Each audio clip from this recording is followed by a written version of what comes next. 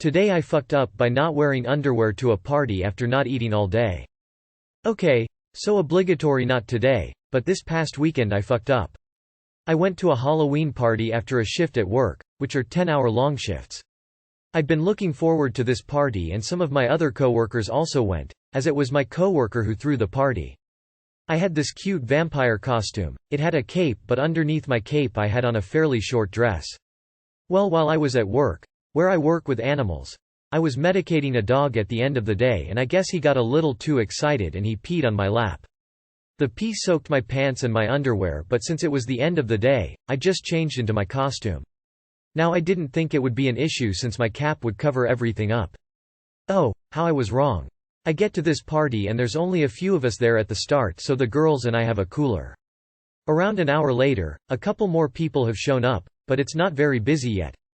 I figured it couldn't hurt to have one more drink, so I just have a Sprite with a shot of vodka in it.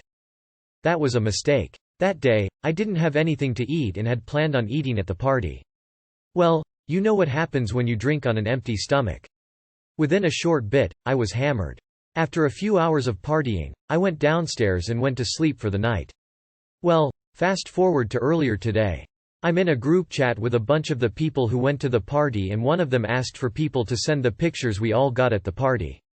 We all send what we took, and since I was busy at work, I just figured I would look at the pictures on my break. The group chat is pretty big, lots of people, so I didn't think anything of it when my phone was buzzing frantically. I muted it and went about my work. Well, I just went to look at the pictures and I have dozens of texts from people from the group chat. Well, it turns out when I was drunk, I had briefly laid down on the couch and my dumbass decided to take off my cape, which was the last layer of dignity I had. I hadn't realized that people were taking selfies and pictures all night, as you do at a Halloween party. I guess when my friend was sharing the photos, she didn't notice until it was too late that in one of the group pictures, the lights are perfectly illuminating me in the background laying on my stomach on the couch drunk, no cape, short dress, no underwear.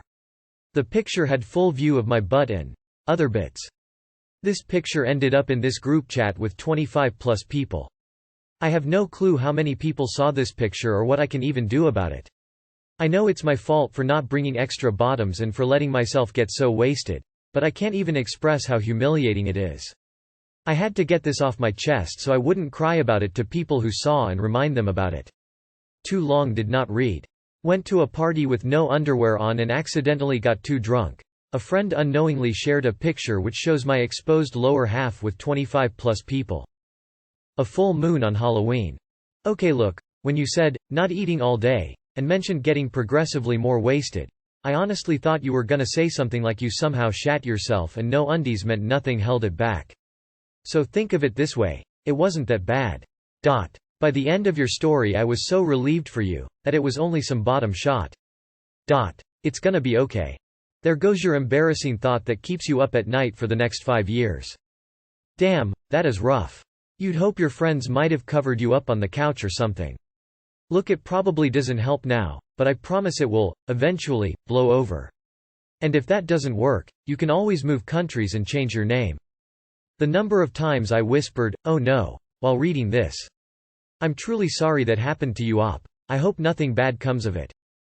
Yikes. Welp. It sounds like an honest fuck up by those taking pictures, so I guess all you can do is laugh it off with them. At the end of the day, everyone's got genitals, so there's that. And #X200B. I dunno, op. That sucks, but you'll be okay. If anyone tries to harass you about it, though, then they are an absolute shithead and you should A. let them know, and B. let everyone else know that they're a fucking shithead. I thought you were going to say you shit yourself and passed out all bits out. Know someone that happened to. No photos survived. However, if none of those photos impact your jobs or family life in the future, then just own it. It happens, it happened, it's over. Own it so it doesn't own you. If people genuinely get riled up about seeing someone's bits, then it is their problem, not yours. You didn't shit yourself. I consider this a win, sister. Today I fucked up by forgetting my vibrator in the bathroom after my shower. Okay, well, technically last night I fucked up by forgetting my vibrator in the bathroom after my shower, and the bathroom is right across the hall from my parents' bedroom. This morning I got up and found a wad of toilet paper on my dresser with my vibrator inside. I'm an adult and my parents aren't conservative, like we've played Cards Against Humanity with extended family at holiday parties, so I'm not worried about anything related to that. It's just really awkward, especially because I'm pretty sure my dad was the one who found it. He leaves for work early and my mom and I wake up around the same time in the morning, so I don't think she had time to get downstairs and put it on my dresser. I've had this thing for years and kept it successfully private the whole time, at least as far as I know, so I'm embarrassed that I forgot to grab it when I left the room last night. Oh well, it's not nearly as bad as the time in high school when I forgot to delete the browser history on our shared computer. Too long did not read. After years of keeping my vibrator secret, I finally slipped up and forgot it after a shower. One of my parents left it wrapped in toilet paper on my dresser this morning. Edit to add. My mom put it in my room, after my dad saw it and told her. And apparently my mom has found it before, when it rolled out of my clean clothes on the counter that I put there when I planned to shower later. So that's great. My mill saw my vibrator under my pillow. I was in the room when it happened. Good times. What OP's fam hears during shower time. Door closes, bathroom fan turns on, shower runs, buzzing sound. Tell us about this browsing history. Lol, I've done this before. Only happened twice before I started being really careful, cold sweat smile. Comment section already failed the vibe check. My mother once found a vibrating 8 inches dildo that I paid extra money to make look like the real thing. It had a special sleeve to feel like real skin. It even had painted on veins. It was a work of art, really. Well, anyway, my mom found it when I was 18, and being the Jesus freak that she was, sent me a long paragraph in text. I ignored her calls during school hours, screaming at me all, "I thought you were a good Christian girl. This is the devil's work. Get it out of my house, I never want to see this again, blah blah." I was embarrassed but also considered myself an adult at that time and sent back a "lol," and then shut my phone off. Doh. If it makes you feel better, I've taken out my menstrual disc and accidentally left it on the back of the toilet, partially wrapped in toilet paper, flushed. My whole family uses that bathroom. Today I fucked up by calling my new roommate a cockhead at indoor football and nearly being killed for it. Today I fucked up. This happened like 2 hours ago. Trigger warning. Language and strangulation. A little bit of backstory. I moved in with my best mate and his friend, F, 3 months ago due to unforeseen circumstances. Everything has been super chill, the friend is clean, respectful, and we haven't really taken an issue. Until now. Fast forward to tonight, we are down 6-4 at halftime and this guy, F, is going off because I tried to sub him. Now, being a bit of a cheeky cunt, I told him to pipe down because he was being a cockhead. You know, Australian and all. Next thing you know, F comes up in my face and tells me he is going to beat the shit out of me if I call him a cockhead again. Now I'm a decent-sized guy, 6 inches too, and I'm standing there going, whatever, F is full of shit. I'm on his same team and I am his roommate. There is no way he is going to take a swing at me. I guess you can see where this goes. Come end of the game, everyone has shaken hands and F makes some dick remark. I walk up to F and say, "Stop acting like a cockhead," and snap. He see red and lunges at me with a kick. Following up, F then grabs me by the throat and attempts to strangle me. In front of everyone. I was in so much shock I didn't retaliate by punching and instead just stood there calling him a cockhead as I just could not shut my mouth. Soon after, the team quickly jumped in to hold him back. Typing this out, I should probably do "Am I the asshole too?" but you could say I am still absolutely gobsmacked because when we got home we took the same car there. All F says to me is, "We can talk about this in the morning, cunt." Imagine me then explaining the hypocrisy to F when he tried to kill me after I called him a cockhead. While we've had a chat since, it's so fucking crazy that this guy snapped at something so trivial. And if you take anything away, I'd let you guys know to watch yourselves out there, to think you really know a person. Too long did not read. I called my new roommate a cockhead at indoor soccer, and after the game he tried to strangle me on the court in front of everyone. Needless to say, I've gotta find a new place to live. What are you gonna do, stab me? Get stabbed. He sounds like quite the cockhead. Sounds like cockhead behavior. Big yikes for that guy. Needs anger management lessons. Is he bald? Definitely a bit of a cockhead though, eh? I nearly got my head kicked in for calling a guy a goof once. Needless to say, it just proved my point anyway. Sue him, press charges. Who knows when he will do that to you at home if he was willing to do it in front of others. Today I fucked up by befriending a socially awkward classmate with Asperger's syndrome. This actually happened a year ago, but my decision to do this has severely damaged my social life.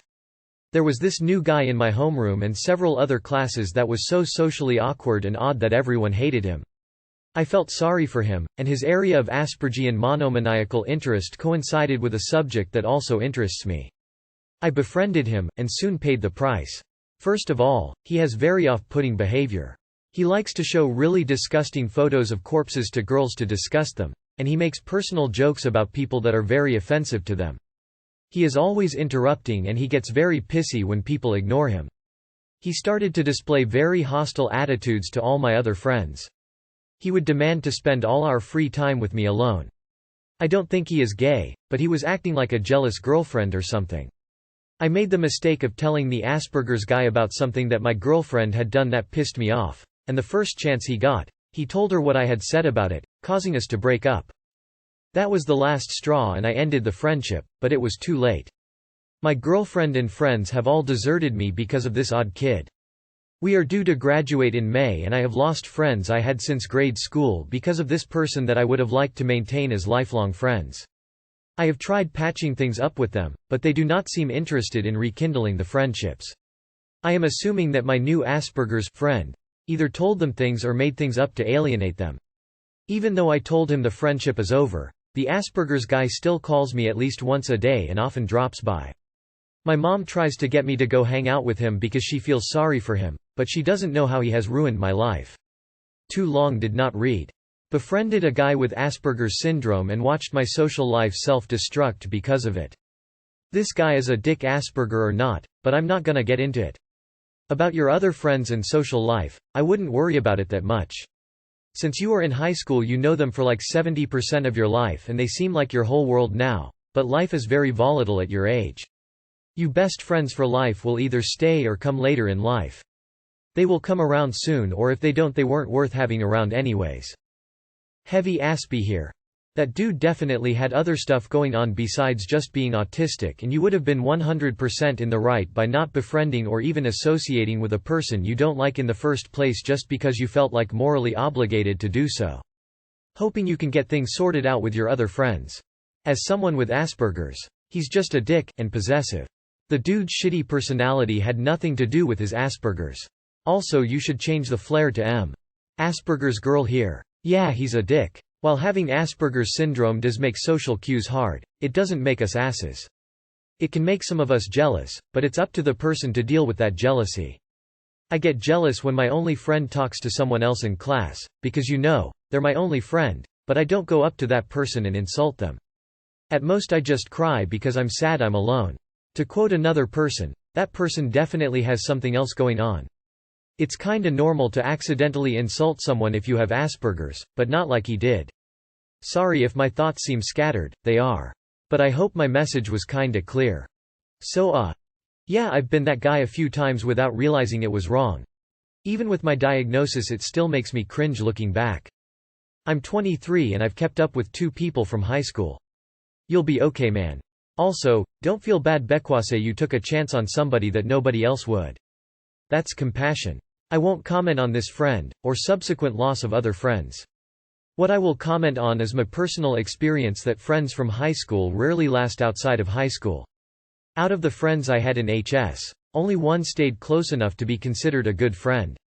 The rest, regardless of how close we were at the time, fell off. Don't be hard on yourself. The next phase in your life is much more important. Take this time to reflect on yourself, and how you think future relationships should be. If you're planning on going to college, that is where you will make the most important connections in your life. If you don't, you will make friends at work. Be strong.